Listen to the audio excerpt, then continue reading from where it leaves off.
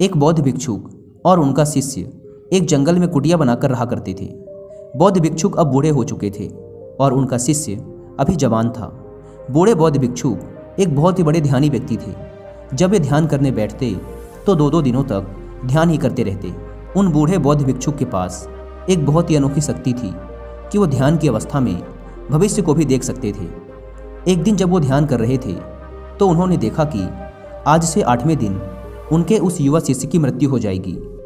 उन्होंने अपने शिष्य को अपने पास बुलाकर कहा, मैं तुम्हें अगले 7 दिनों की छुट्टी देता हूँ। तुम इन 7 दिनों के लिए अपने घर रहकर आ सकते हो। शिष्य ने खुशी से कहा, क्या यह सच है गुरुवर? गुरु ने कहा, हाँ, मेरा पिछले कई दिनों से अपने घर वालों से मिलने का मन भी कर रहा था। शिष्य ने मुस्कुराते हुए कहा।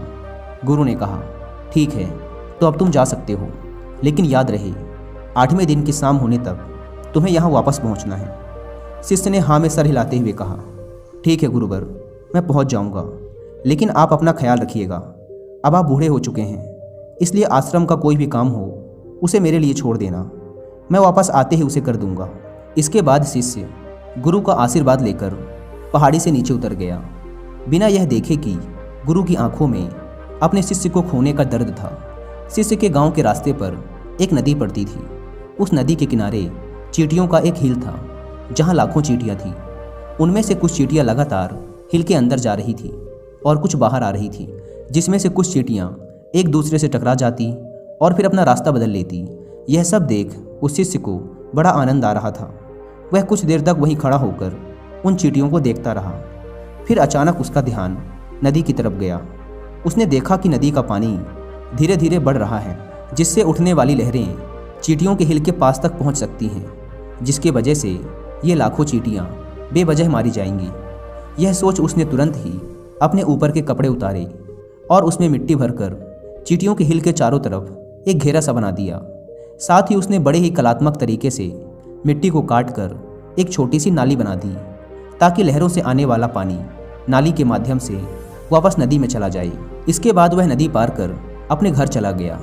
घर पहुंचने के बाद उसके 8 दिन कब बीत गए उसे पता ही नहीं चला। 8वें दिन उसे याद आया कि आज शाम तक तो गुरु ने आश्रम में वापस लौटने का आदेश दिया था। उसने उस रात ही अगली सुबह आश्रम के लिए निकलने हेतु सारी तैयारी कर ली थी।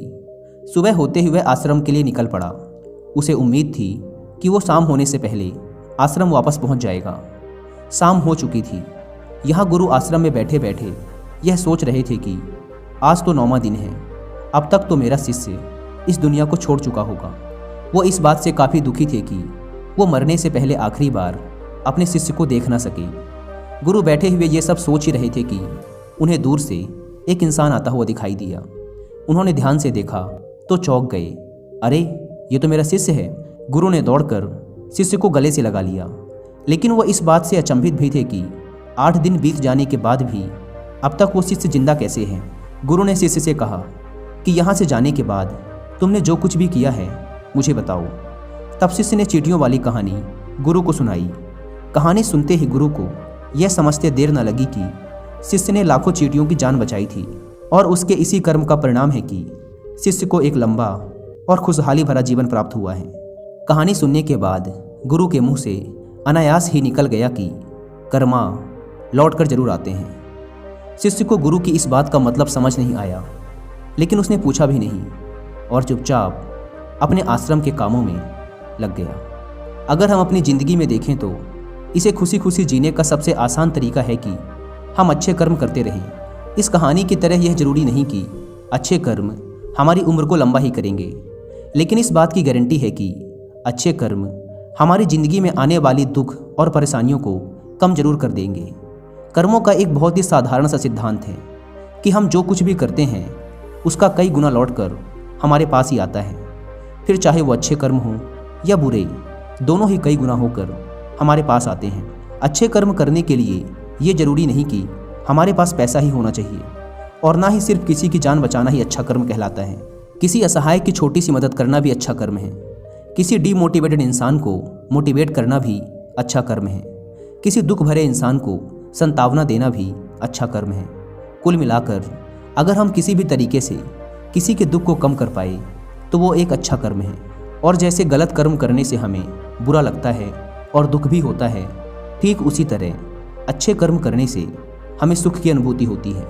इसलिए अगर हम अपनी ज़िंदगी में खुश रहना चाहते हैं तो हमें आज से ही दूसरों के दुख दर्दों को कम करने की कोशिश शुरू कर देनी चाहिए और हम देखेंगे कि हमारी लाइफ अपने आप ही खुशियों से भर जाएगी।